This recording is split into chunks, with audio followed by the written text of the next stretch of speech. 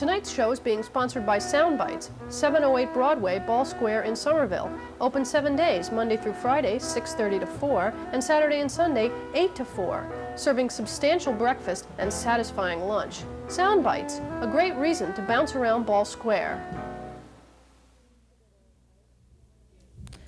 Good evening and welcome to Dead Air Live. My name is Denise Taylor and I'll be hosting this evening's show, which is about the School of the Americas. Now, the School of the Americas might sound like a good, clean, moral kind of place, but if you stick around to watch the tapes that we have this evening, you'll find that it is in fact none of the above. The School of the Americas is rather a military training facility located here in the United States and funded with tax dollars for roughly about $35 million a year. And it has the sole purpose of training Latin American military officers. Now, when these officers get this advanced specialized training here, they have gone on to their countries, returned, and have become associated with and key players in some of the most brutal regimes in Latin America. They have been indicated in some of the most heinous crimes against Latin American citizens, and they have proven time and time again that they are willing to make use of some of the most brutal military tactics, such as rape, torture, and murder in order to achieve their goals of preserving the power of the ruling elite in their countries and ultimately the economic interests of the wealthy elite in this country. Now, there are many people right now that have been trying to get the word out about the School of the Americas because they feel it is part of this cycle of oppression that has helped to cause things that we take for granted here, like democracy or human rights or the fulfillment of even the most basic of needs. This caused those things to elude millions of people living directly to our south. So we've got a couple of tapes tonight to talk about just what's happening at the School of the Americas. And the first one is from America's Defense Monitor. Let's go watch that tape.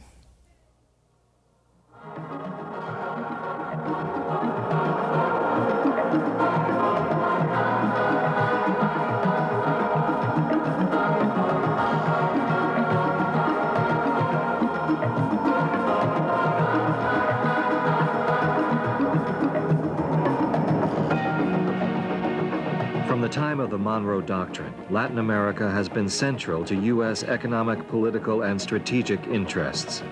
An entire country, Panama, was created through U.S. intervention to ensure an American-controlled shipping lane between the Pacific and Atlantic Oceans.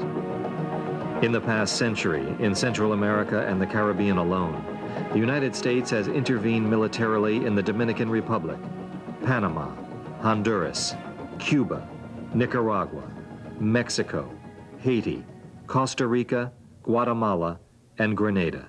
Our concern has always been, from the turn of the century onward, very, very similar. It's only the identity of the enemy that's really shifted. Dr. William Leogrand, professor and dean of history at American University, is a prolific author and expert on Latin American history and political development. We've been worried about our economic interest and/or our strategic or security interests. And we've always wanted to make sure that governments that came to power in this region were friendly towards us and hostile towards our enemies. The United States has had a long and unfortunate history of supporting anti-democratic, pro-military governments in the region. Often these interventions were to support American business interests. The phrase "banana republic" comes from the invasion of Honduras by U.S. troops in 1903 to protect the interests of American banana growers. During the Cold War, the United States also intervened to support its own political and strategic goals, along with its economic interests. The U.S. supported governments which claimed they were anti-communist in order to prevent an increased Soviet influence in the developing world.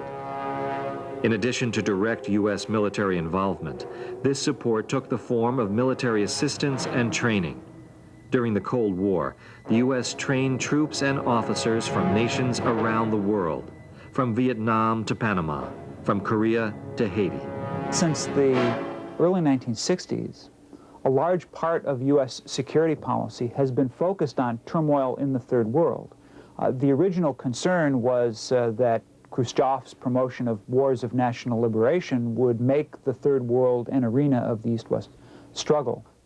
U.S. military training of foreign soldiers during the Cold War was done under the auspices of the International Military Education and Training Program, or IMET. The International Military Education and Training Program, IMET, is a U.S.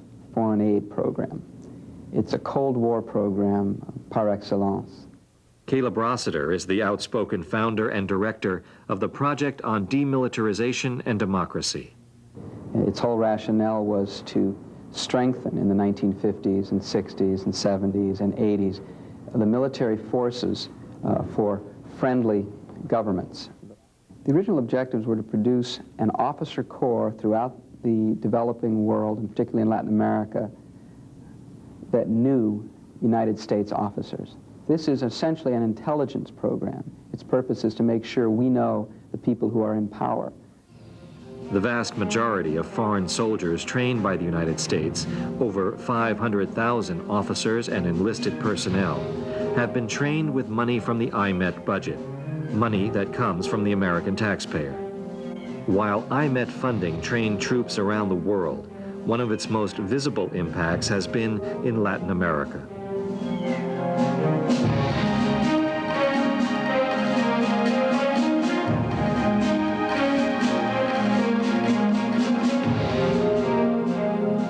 (1946), Panama. The U.S. starts a military and language school to provide training in jungle warfare to American troops, to make them more effective in intervening in Latin American conflicts. But before long, this small school became the premier institution for training Latin American troops in sophisticated war-making techniques. It was eventually called the School of the Americas. The School of the Americas is funded under the IMET program and is just one of 69 facilities in the United States where foreign soldiers are trained. The school was relocated to Fort Benning, Georgia in 1984.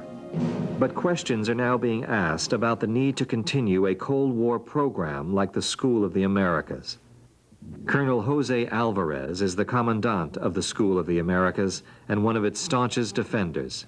On the simplest level, it'd just be a shame to pass up the opportunity, right, to let the United States, not even the U.S. Army, to let the United States impact on people the way it can just by being here at what is relatively in the arena of either defense spending or foreign assistance spending, really some very little money for the good that it does. Many of the school's proponents argue that this type of training not only teaches military tactics, but allows the U.S. to build relationships with the Latin American leaders of tomorrow, who will be friendly to American policies in the region. Colonel Walter Navarro, a former student of the school from Costa Rica, is assistant commandant of the school. As a student, I think that the instruction that I received here at the school was very important, has been very important, basically for the functioning of the organization to which I belong in my country, to see how the way of life here in the United States, to see how that democratic machinery works, and that's very important for the Latin American student. Until 1994, students were exposed to what was loosely termed American values. Most of this exposure was in the form of cultural entertainment, where students at the school were taken to American sporting events and Disneyland. This practice was banned in 1994 by congressional intervention because of its obvious frivolity and expense.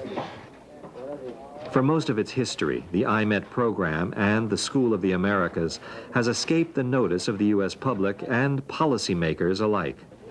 Its reputation in Latin America, however, like the legacy of U.S. intervention in the region, is less innocuous. The perception was that we were helping these countries become more modern. What happened, in fact, was that the intervention of the United States tended to disrupt the normal political development of these countries. And when the United States left, the professionalized military that we left behind was the most powerful institution in these countries. And the result was that whoever gained control of the military institution then became a dictatorial strongman.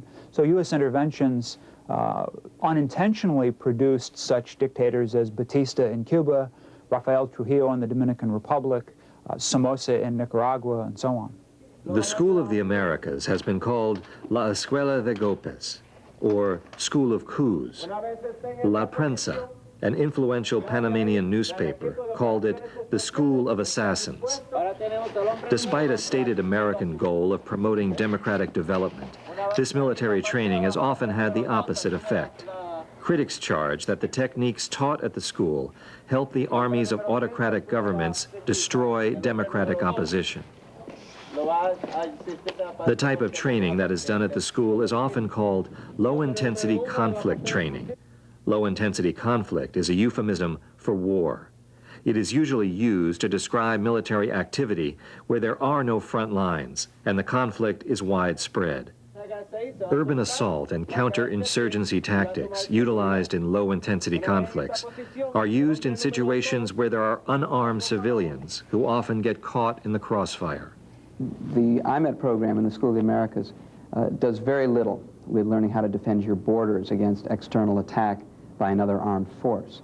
They're training them in small unit patrol and in counterinsurgency work within their borders. The enemy of democracy in Latin America has been the armed forces since the 1930s. Military dictatorship and military rule behind the throne has been the enemy of democracy. The most massive human rights violations have occurred in Guatemala and El Salvador by the armed forces who have nothing to do with democracy there. So the IMET program in the School of the Americas certainly imparts skills, but they're skills that then are misused within the country. Unlike most military training, where it is assumed that an enemy is invading your nation, low-intensity conflict training assumes that the enemy comes from within. And the enemy too often is defined by dictatorial governments as anyone who opposes their rule. This is a school where soldiers are taught to kill. Father Roy Bourgeois was a combat Navy officer in Vietnam and is currently a Maryknoll priest. He is the leading critic of the School of the Americas. Who do they kill? Those who call for reform in their countries. These soldiers go back and they defend a socioeconomic system that protects the power, the land, and the wealth of a small elite.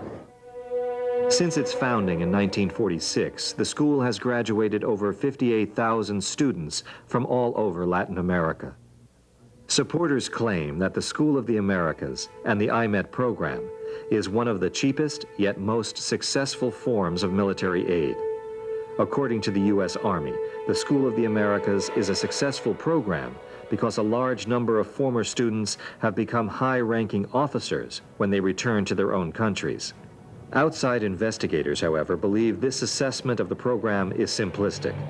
The General Accounting Office decided to investigate the matter in 1990. Their report concluded that IMET training was not an unqualified success just because a number of former students achieved high positions in their governments or military regimes. In fact, the GAO found that this simple accounting method was often the only kind of follow-up ever done to see if the training indeed helped further U.S. policy goals. And what the U.S. Army does not mention is how many of these leaders have been implicated in human rights abuses.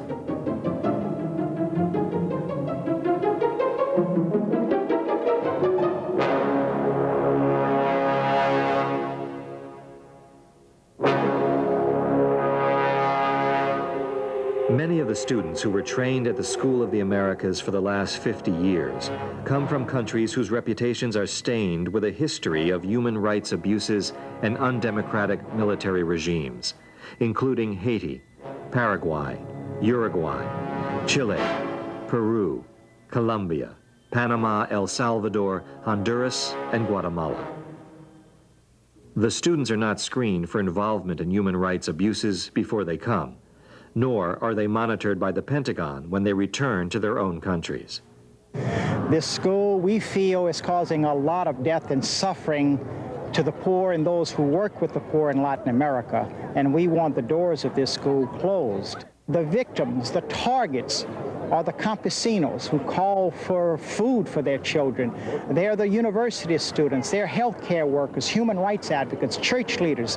They become the targets of those who learn their lessons at the U.S. Army School of the Americas. This is the Hall of Fame at the School of the Americas, where portraits of the most successful graduates are hung. Some of the worst dictators and human rights abusers in the developing world have passed through the school's doors, including people like Roberto de Bazan from El Salvador and Manuel Noriega of Panama. Let's look at the practice. Let's look at the record. The countries where we had the most IMET trainees, the largest percentage of people trained, were Guatemala in the 70s and El Salvador in the 1980s. Both of those armed forces committed abuses that the United States privately and publicly railed against. And yet, we had given them the tools, we had given them the imprimatur, we had given them the aid, and we were surprised when they didn't do what we said. Let's stop being surprised. The theory is all right, but the practice has been a disaster for Latin America. El Salvador, known for the bloodiness of its civil war and the extreme human rights abuses committed by its armed forces, was a major recipient of IMET funding. Over 5,000 Salvadorian soldiers attended the school since the 1950s, and 1/5 of those were trained during the nation's civil war in the 1980s. Chuck Call of the Washington Office on Latin America has followed the School of the Americas for many years. Same in El Salvador. 48 of 69 people named in the UN Truth Commission report as human rights violators, graduates of the school. Half of the people named in a recent report done by NGOs of alleged human rights violators in Colombia, 128 of 247 graduates of the School of the Americas. This is at such a level that you can't ignore it. And what's important about that is that it associates the U.S. military with these abusive forces.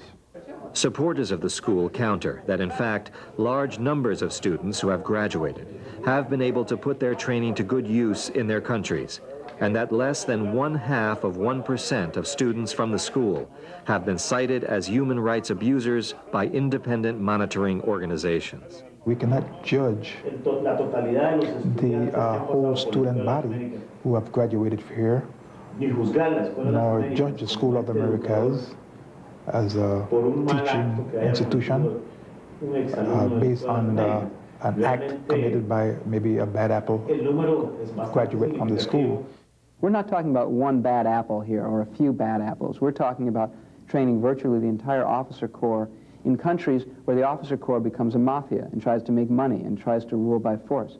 El Salvador, Guatemala, Chile, Haiti. These are not countries where there was one bad apple. The whole armed forces has been an impediment to democracy. You know, people say, sure, Harvard produces a few bad apples too. You don't close it down for that reason. But if Harvard had the kind of record that the School of the Americas does, they would have closed it down quite a bit of time ago, I think. To counter what was perceived as a lack of concern for human rights, the school has added human rights training to all its courses. And in 1993, the Pentagon began a review of IMET training programs to redress human rights concerns. One of the things that the School of the Americas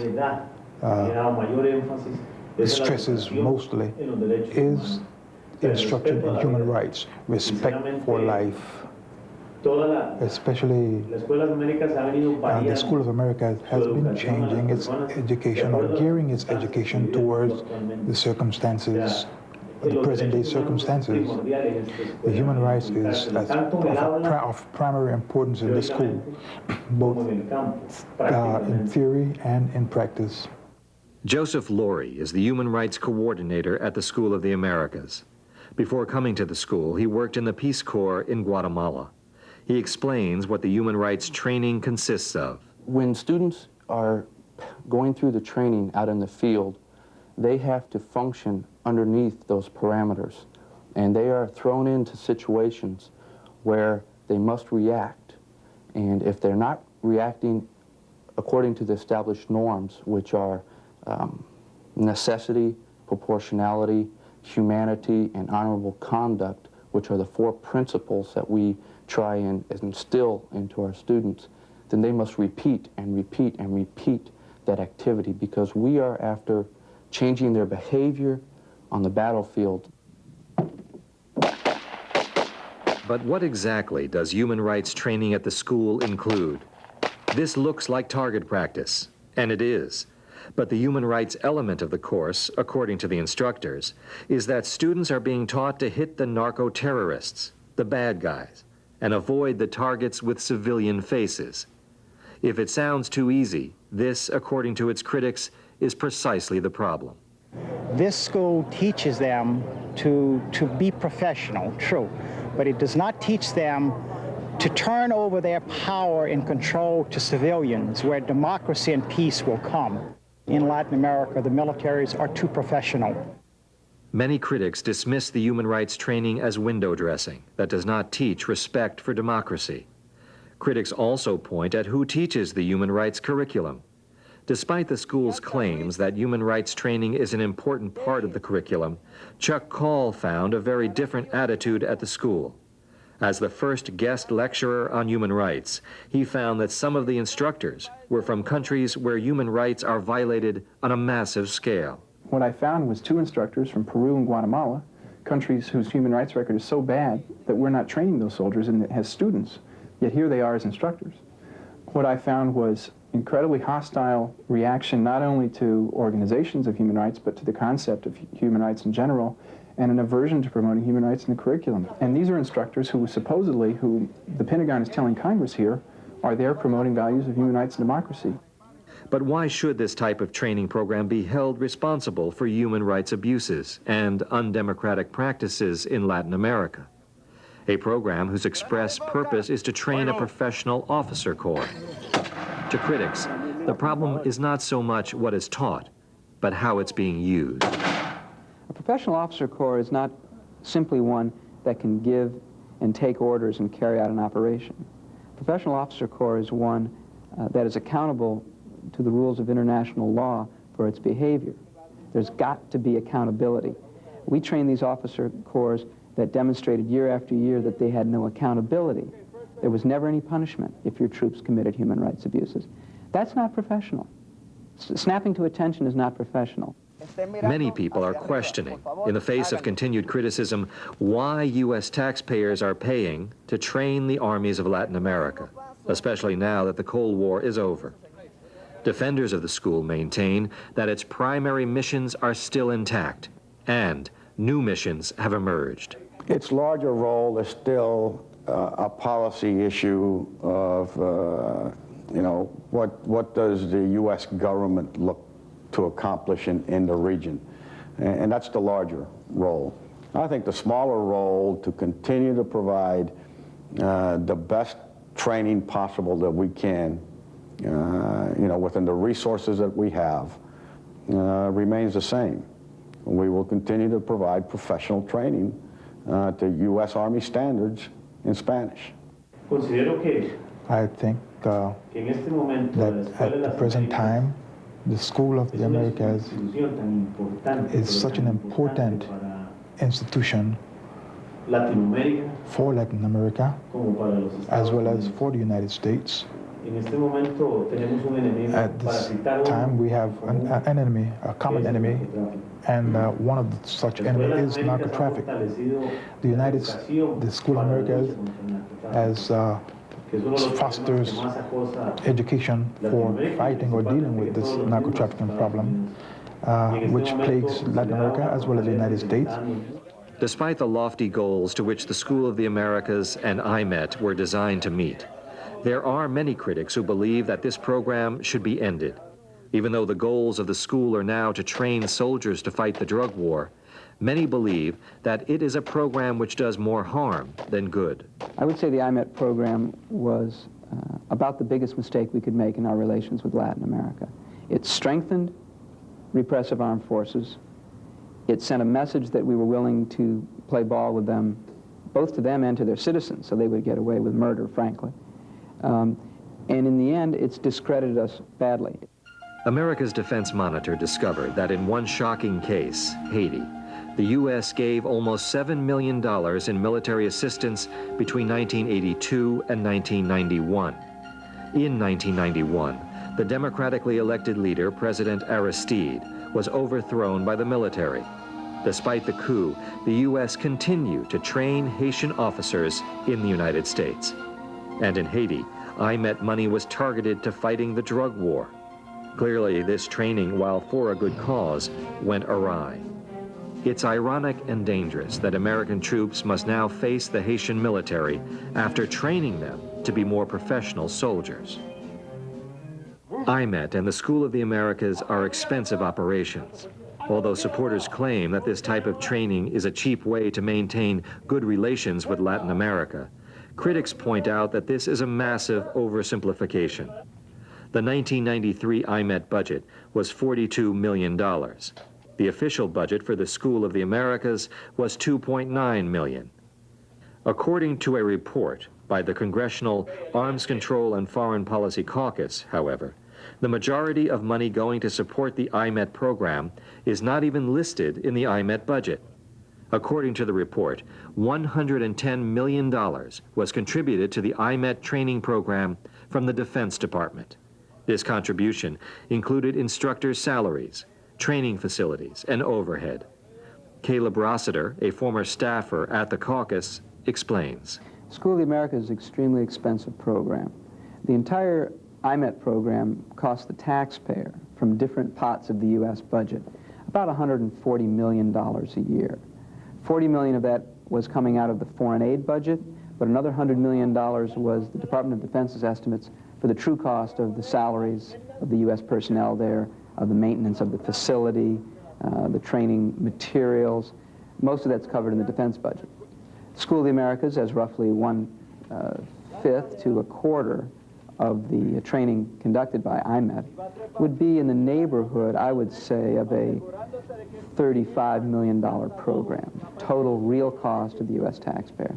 Although Congress cut the IMET budget in half, from $42 million in 1993 to $21 million in 1994, instructors' salaries and facility maintenance are still not counted as program costs.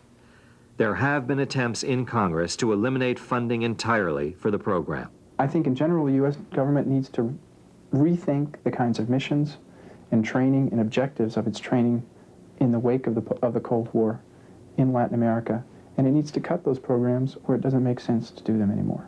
The controversy over the school is only part of a broader debate over the changing role of U.S. foreign policy and military missions now that the Cold War is over. Perhaps the U.S. should be helping to develop the economies of the developing world and not their militaries. Welcome back. I'd like to thank America's Defense Monitor for producing that tape and letting us show it tonight. As they just said in their closing statements, that this is just part of a much larger issue. American foreign relations in Latin America are... Oh, I'm not wearing my mic.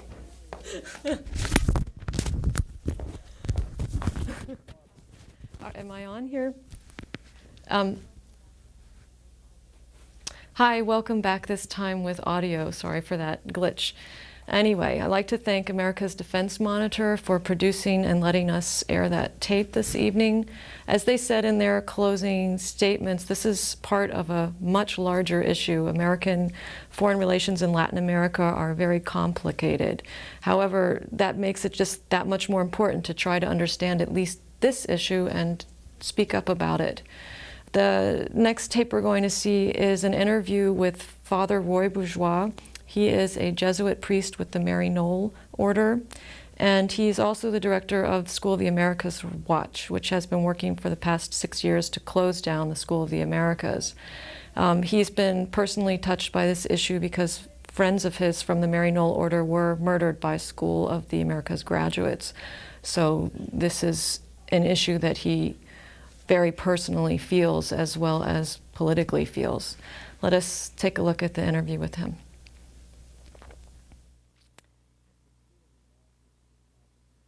You're trying to have it shut down.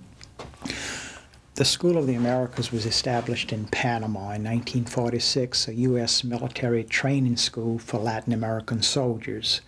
Over the years, it's trained about 58,000 officers and enlisted men from Latin America. This school, the School of the Americas, not very known here in the United States. However, in Latin America, well known.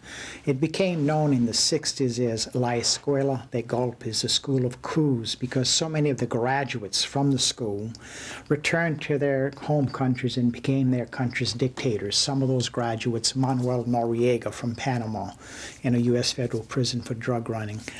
General Hugo Banza Suarez from Bolivia, brutal dictator in the 70s. I lived in Bolivia for 5 years in the 70s and saw firsthand the brutality of this dictator. Not only is he a graduate, General Banza of Bolivia, but in 1988, he was inducted into the school's Hall of Fame, where some 18 other generals hang on the wall photos of these dictators like General Banza. Roberto Dubuisson, another graduate I should mention, well-known death squad leader from El Salvador. The school became very controversial in Panama. University students began to protest. Laborers, the media began to write articles against the school. It was forced out in 1984 and very quietly settled at Fort Benning, Georgia, where it's operating today full force. When it left Panama in 1984, La Prensa, a very prominent newspaper in Panama, dubbed it the School of Assassins, a school where soldiers from Latin America are taught to kill their people. This is how we see this school today. I want to say we didn't learn about this school, many of us working on Latin American issues. And so many people in our country who had worked in Latin America for years. It's been a school hidden behind this wall of secrecy for many, many years.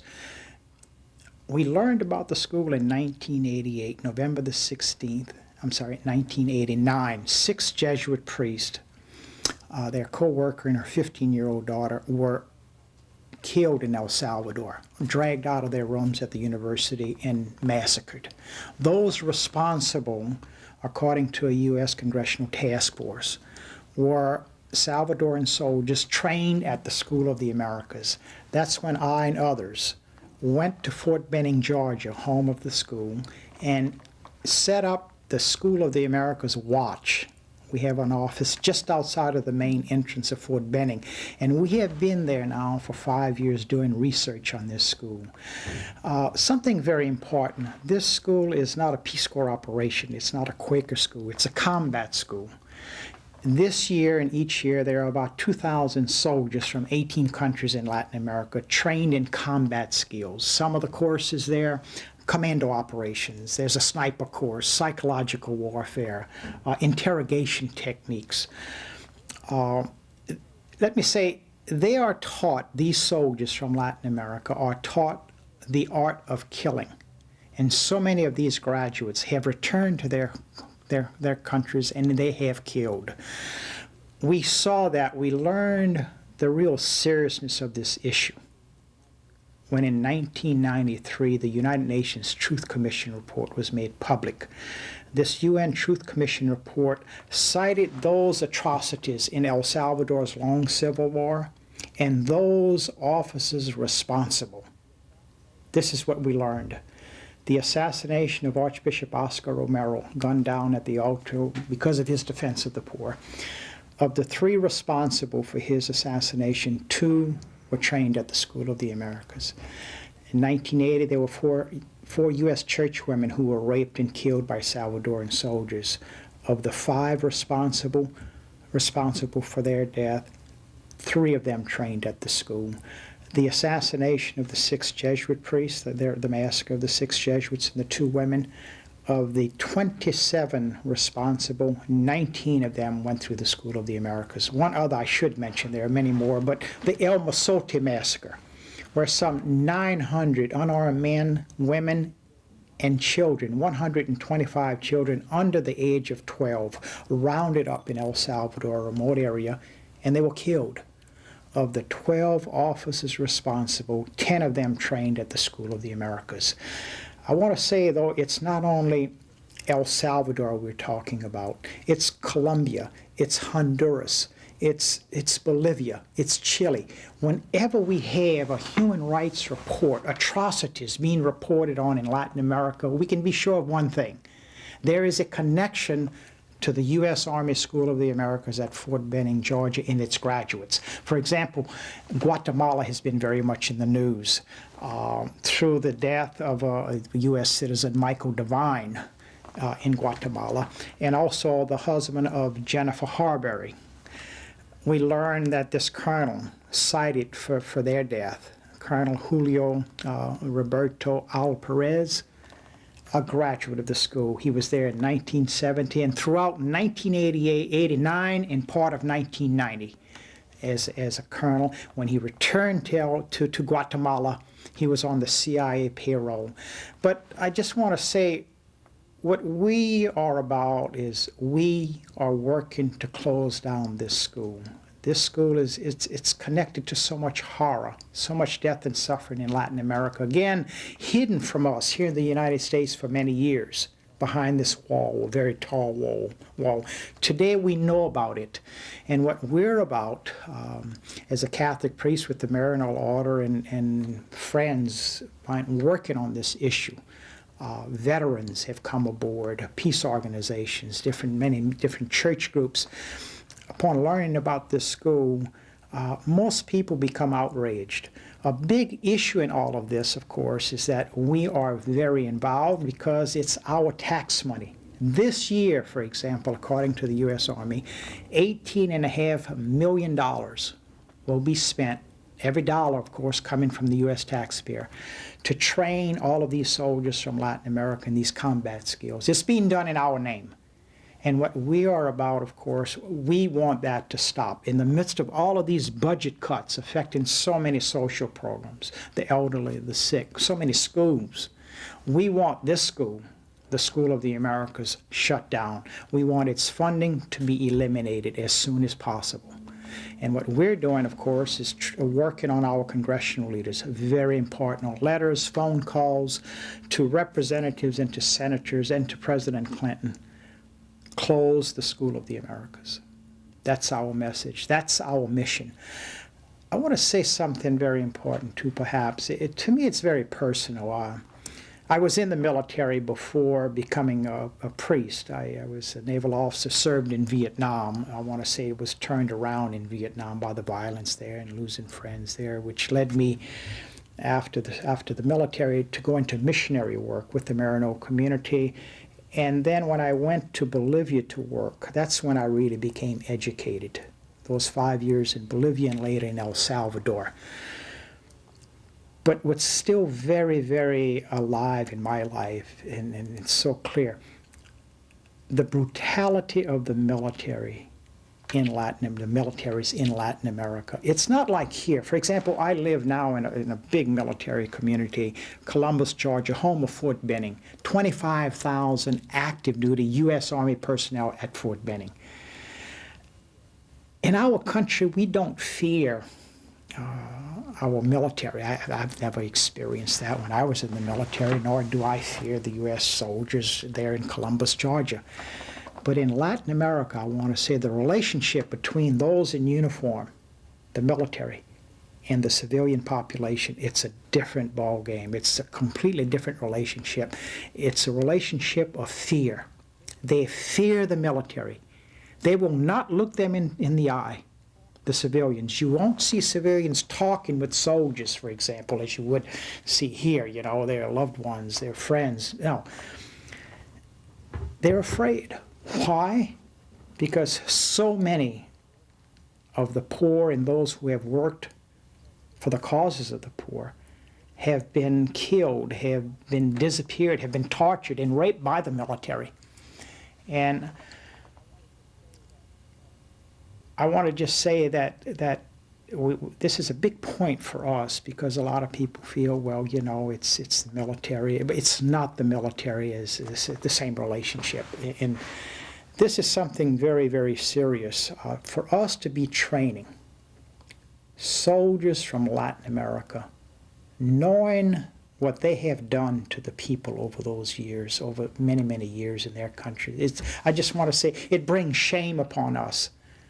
As Joseph Kennedy mentioned, you know, this institution, the School of the Americas, it brings shame upon our country, and it identifies us with tyranny and repression.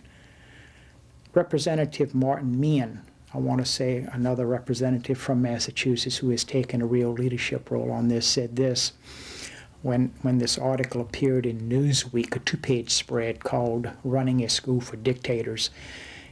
Before Congress, he held up that Newsweek article about the School of the Americas, and he said in his words, "Colleagues, you've got to read this article. It's about the School of the Americas. If this school had an alumni association meeting, it would bring together some of the worst thugs in Latin America." And I want to say his words are so true. We are training the thugs of Latin America, and we're doing that with our money. The victims in all of this, I want to say this, are mainly the poor, and those who work for the poor, healthcare workers, human rights advocates, church leaders, union workers, union leaders. They become the targets in their countries of those who have learned their lessons at the School of the Americas. I realize that a lot of the people who are listening on this issue, they're hearing it for the first time. It's hard to believe. I meet a lot of people who said, well, we've never heard of the school before. And no, there's no reason to have heard of it. This school has been hidden in the pines of Georgia since 1984. And that's not a coincidence. The Army has done a good job at keeping this out of the media. But you see, we know about it now. And I and others, we're bringing the message. We're informing the U.S. public about this issue. And we're informing the media. And we feel it's soon this school will have to close. A school like this can only exist in the darkness. We feel, as I travel, zigzag around this country to many colleges and churches and peace organizations, people really get angry when they learn about this school, and rightfully so. That we should be outraged. This is being done in our name. It's being done with our money. And most people that I meet when they learn about this school, they say, no, not in my name will you do this. And I think it's a matter of time. It's a matter of time before the doors of this school of assassins. I want to say, we call this, we feel by its right name, it's a school of assassins. My community, the Marian Order, just, for example, actually just released not long ago a 17-minute video entitled School of Assassins. We think it best describes what this school is all about. School of the Americas, it sounds like some Ivy League college or something, you know. No. This is a school that's connected to horror, to a lot of death. We met recently in the office of Representative Joseph Kennedy in Washington. We've been there for the last 2 years for a fast on the steps of the Capitol steps, on the steps there in Washington, to call attention to this issue. Last year we were there for 40 days, this past March for a week. And Representative Joseph Kennedy, I want to say, has given us a lot of hope in the midst of all of this. He has called for an elimination of all the funding to this school through an amendment to the Defense Appropriations Bill. And I want to say he is preparing now to reintroduce a bill or an amendment that will do exactly that, cut off funding to the school. So letters, I want to say, are very important at this time to legislators to support Kennedy's efforts to close the school. But when we were there, we met in his office with the Undersecretary of the Army, and a 2-star, Joe Reeder is his name, and a 2-star general from the Pentagon and others from the State Department. They talked about changes they have made at the school. They're talking about reforming the school, bringing in a couple of human rights courses there. They say this, when we ask them, why the School of the Americas? Why does it exist? They say, It is important to bring the soldiers here from Latin America, the militaries, to professionalize them. And we listened to what they were saying, and our response is simply, that's the problem. The militaries of Latin America today are the most powerful institutions in their countries. They are too professional. Until the militaries of Latin America in these countries will step down and turn over their power and control to civilians, there will never ever be democracy and peace in these countries. There will never ever be a better life for the poor. The quality of life for the poor of Latin America will never improve as long as the military is in power. And what the School of the Americas is all about, really, in the last analysis, it's to reinforce that system. It's to keep the military deeply entrenched, to have them hold on to their power. They've got the guns, and they've got the power. They call the shots. It's the all-boys network. I'll tell you how powerful they are.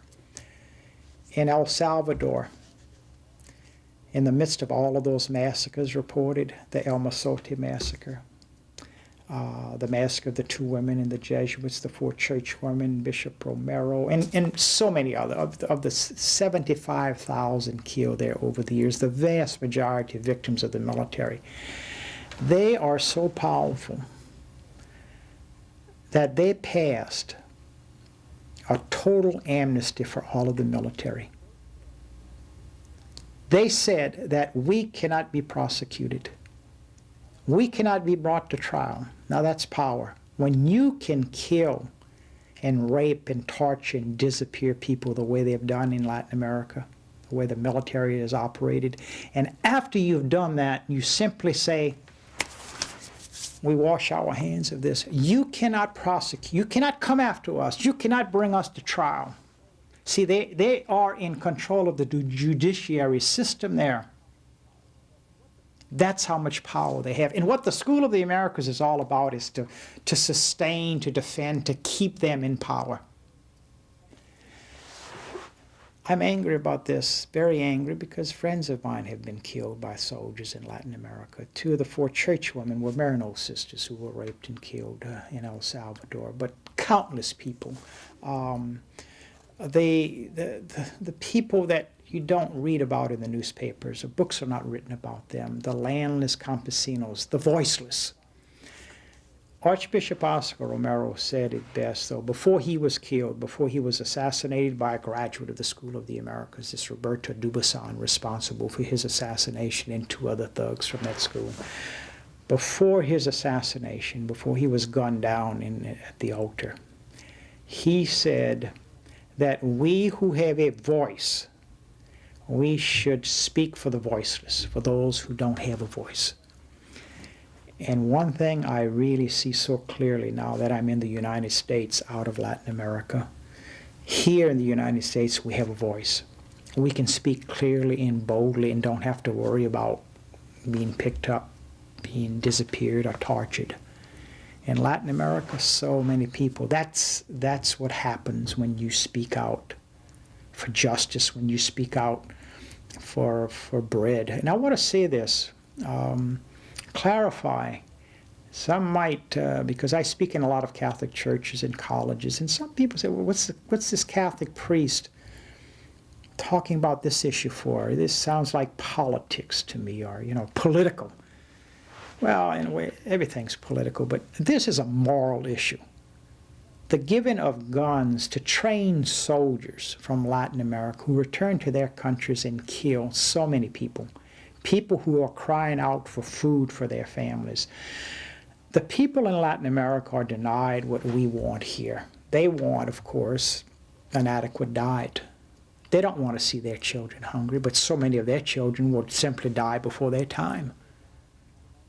They die from unknown diseases. They die from malnutrition. They want a school for their kids that they don't have. When their children get sick, they want to have a clinic down the road or in town or in the city to be able to go to so they can get medicines and be healed. No, they don't have access to this. They want the same things in life as we want here in Boston, any city or town here in the United States. They are denied of that. And a big obstacle in all of that is the military. I want to say, as a missionary in Latin America for those years, I see the biggest obstacle to all of it all, for the poor having justice, having food for the table, having human rights, having adequate housing, having justice. The biggest obstacle for them is the military. The military that we are arming and training.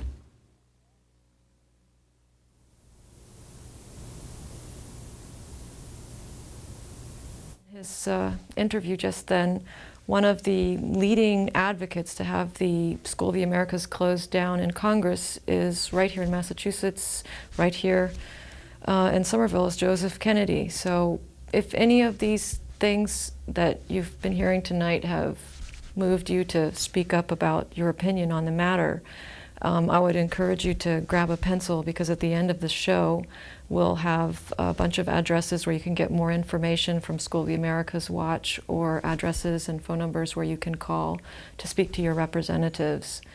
And I'd like to introduce the next tape, which is another segment from the interview with Roy Bourgeois. It's just a few closing words from him on the issue. And if that tape's ready, well, we can go to it right now. There's blood on the hands of many in Washington. And people should know about that. Who takes responsibility? People in Washington remind me, I want to say they remind me of the militaries of Latin America. After they give the arms to the soldiers, after they take our money, our taxes, to use to get the guns needed, give to those soldiers in a place like El Salvador, Guatemala, who do the killing. The soldiers there, after they do the killing, I mean thousands of so many innocent people, men, women, and children, they wash their hands and say, amnesty. You can't touch us. And the same process goes on in Washington, D.C. Our legislators simply wash their hands. They wash their hands of this. But I want to say, for many of us who have been to Latin America, we know better. We know better. We have been there. We have seen the suffering firsthand. We have known so many of the people who have been victims, killed by the military. And we're not going to forget this. We're not going to forget this. And those responsible are not only the soldiers with the M16s who do the killing in Latin America, but it's also our congressional leaders who make that possible in Washington. And I want to say they bring us into this process. They do it in our name because they take our money and they do it. And what we've got to do right now, I want to say, more than ever before, especially in the midst of all of these budget cuts, we simply have to say what they are saying, the poor are saying in Latin America: basta, enough. It stops here. No longer will we allow you to do this. No longer will we sit back in silence and be submissive. We will say, basta, enough. You'll not do this any longer. And that is the message I feel that we've got to take to Washington. On this issue and so many other issues, we've got to break our silence. We've got a voice, and we have to speak clearly and boldly. Thanks for watching, and good night.